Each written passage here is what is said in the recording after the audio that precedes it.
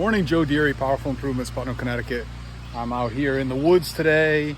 It's a beautiful day. It's gonna be about 75 degrees. We're gonna get a few houses washed. Got 3 projects. Got Patrick on the rig, and we're getting all set up.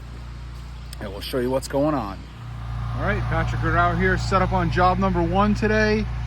We got this extended cape. It's got an L that bumps around.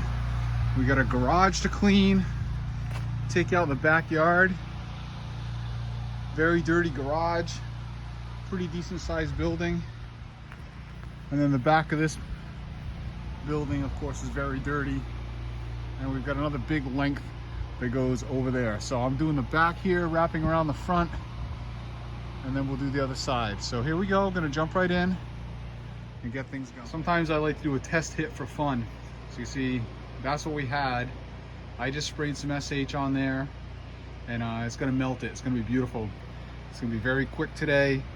I got my proportioner turned all the way up. I've got some fresh agrochem shock, so I'm shooting a good 1.25 to 1.5 at the tip, and we're gonna make pretty short work of this big project.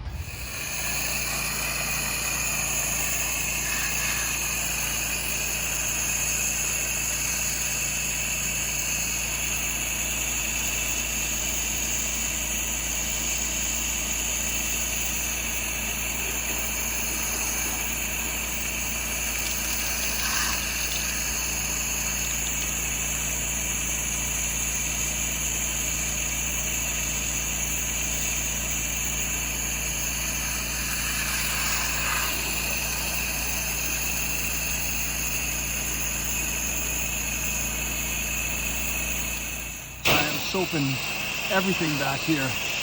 Soaping the whole back side of the house, the whole back side of the barn. You can see how heavy this is. So we're gonna let it dwell for a good long time.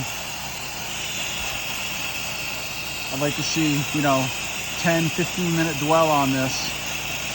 It's still early in the morning. It's shady over here.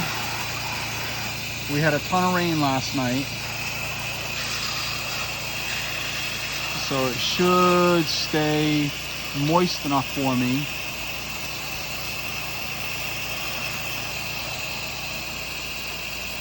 With that long of a dwell.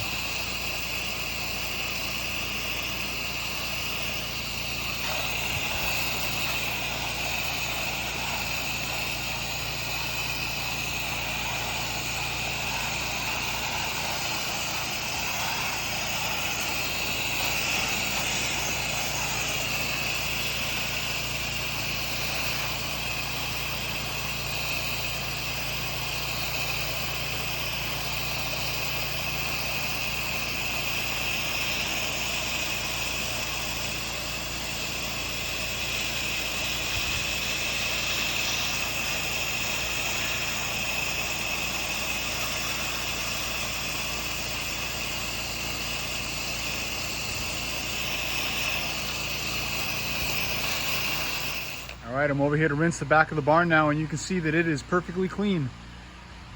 It's also dry. Pretty much dried on me.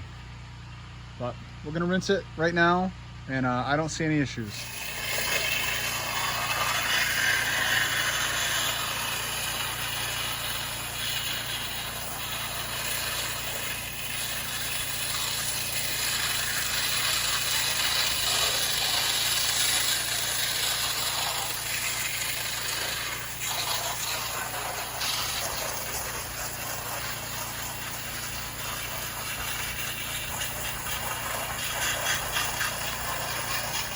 All right, I'm over here rinsing on the last side of the house.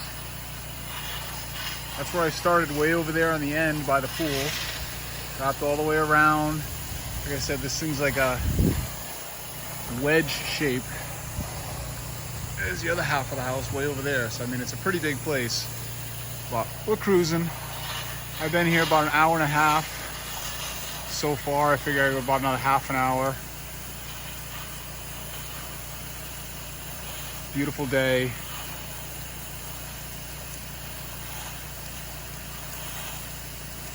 Well, this beautiful home is done. Came out fantastic. patch with me on hose patrol, and we're gonna head out to the next one.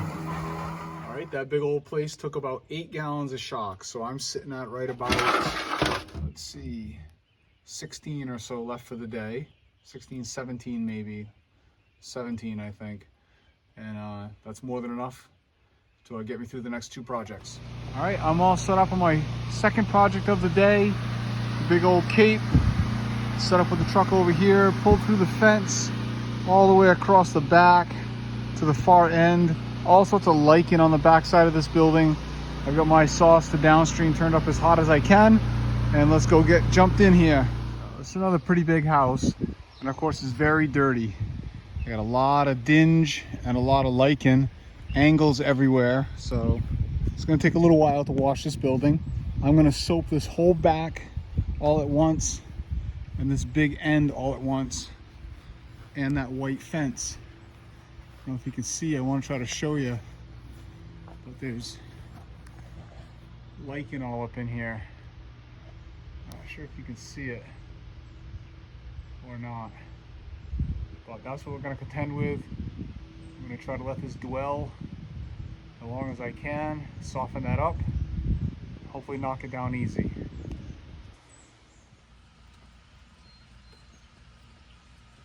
Okay, I'm back here at the first side that had all the lichen, and I got it all down. This was a major pain in my butt. I wound up soaping this thing 3 times, and I finally got it soft enough, and then I had to rinse board by board with a Davis tip. So just like that.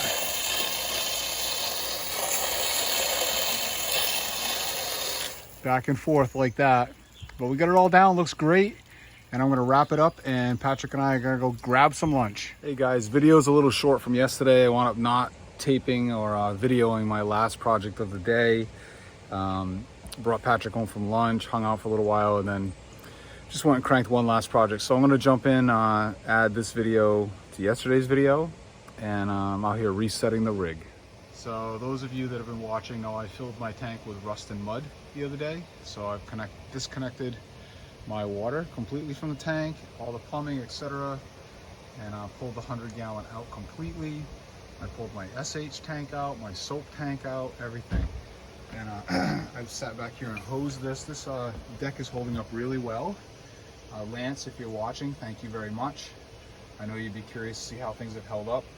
This is like some type of coated aluminum sheeting he put on here, and it's scuffed and come off a little bit of paint, but overall held up very, very well. I put that rail in there so that I have something to hook my straps to bind things down. I also put a couple hooks over here so I can again strap things and bind them. So I'm going to change the configuration in here a little bit today. I'm going to put it back together with the 100-gallon water tank, and then I'm going to do temporarily a 30-gallon SH tank. Because I do want to put one of my new 55s in there, so I gotta wait till I empty one of the 55s to be able to pick it up and put it up in here. So I'm gonna run a 30 for a little while until a new 55 is empty, then that's gonna go right there. Then right here I'm gonna put my 15-gallon carboy tank, and we're gonna run that as a soap tank because I've been having to fill that 7-gallon soap tank too often. So I want to try to eliminate that so I can set the truck for the day with all the soap and SH that we need. So I've pulled all of the debris and tools and crap out of all the cubbies and rinsed. I got everything nice and clean in here at the moment, and I'm over here just flooding this tank. I got all the rust and sediment out. I don't know if you can see it in the driveway right there. See all that red? That's all the rust that came out of the tank. Beautiful now. Again, I'm just flooding it for a little bit. I'm going to wash the tank, and then we're going to work on getting this thing put back together. Got the banjo Y valve all apart, and there was basically nothing in this. So the filter leading into the tank definitely did its job. We got some fine sediment in the bottom of the tank, which kind of settled there, and then the water outlet of the tank itself, you know, is an inch or so higher than the bottom. So that silt just stayed on the bottom of the tank. Hardly got into the banjo at all, so I'm confident I really didn't get much into the pump, if anything. So no issues.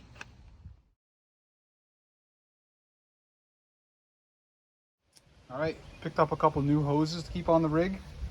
These came from Pressure Tech. I had a friend of mine tell me the other day a saying which kind of stuck with me, and that is, when you talk about spare items, that 2 is 1 and 1 is none.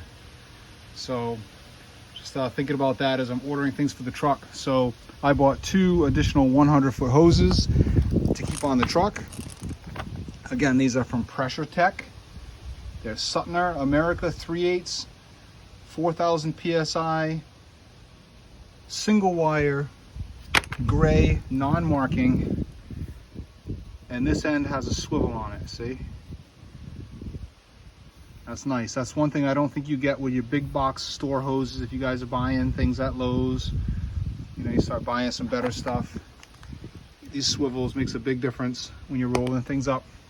And then I bought all new stainless steel fittings for all of these. So I'm gonna get these hoses all built up and stashed on my extra reels on the truck. So when I'm ready to go, I can just reel one off and be in business.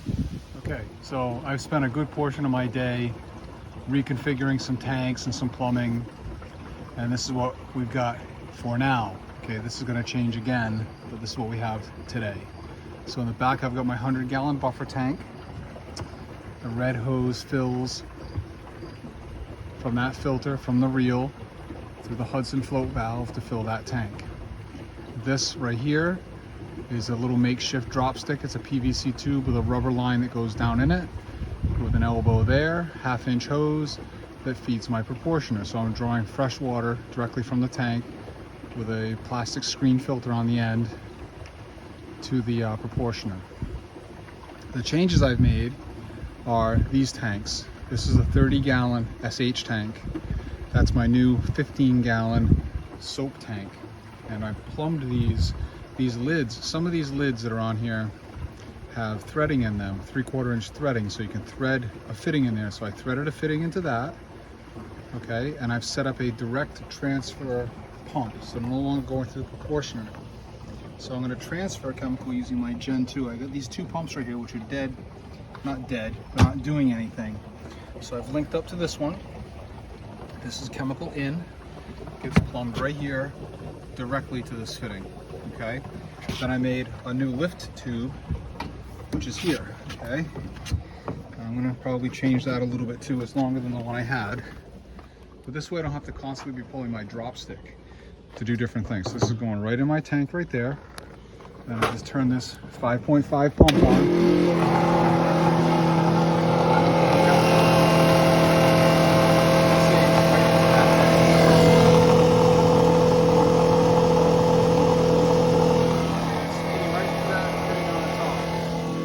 Pulling directly through here, right into there. Turn this off.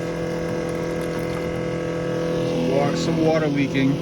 But anyway, that's directly in the SH. Goes here. 5.5 pump. And it's gonna go in, out, directly to the tank. Okay? With these lids sealed like this, I should get no splashing out of the tank when I'm on the road. And I set the same thing up with the soap tank. Made a nice new little fitting drop stick here. I can screw this in to close it. I'll be adding soap when I want to right there. Pull this stick out, put my soap in, close that down, and then this valve now runs through the proportioner, and I can put water directly into the soap tank with the same kind of fitting. We're going to do that in a few minutes. I'm filling up the water tank in the back, so I can't do that right now. That'll come here directly through the proportioner. I'll choose water only on the dial, and I'm going to fill the soap tank without pulling drop sticks or doing anything. I'll just control it with valving.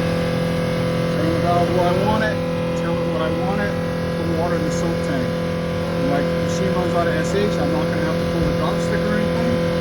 Just hook up my transfer line to that 5.5 pump, put chemicals directly into that tank.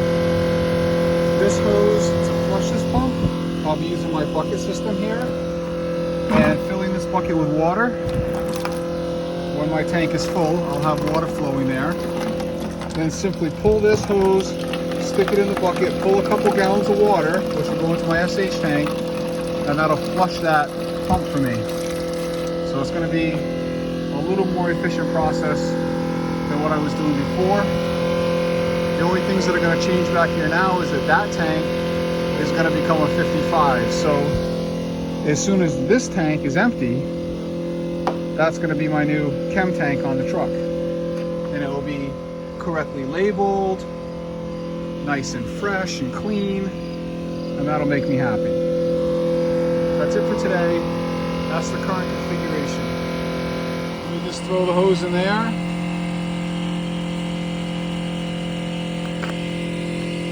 I'm going to put some PVC on this. I'll make a drop stick for this at some point. But right now we're running just the hose. I flush out my pump, flush out the hose.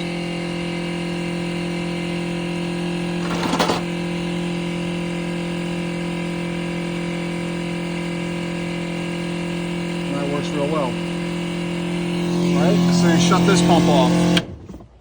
And I've got 20 or so gallons of SH back there, so that's good.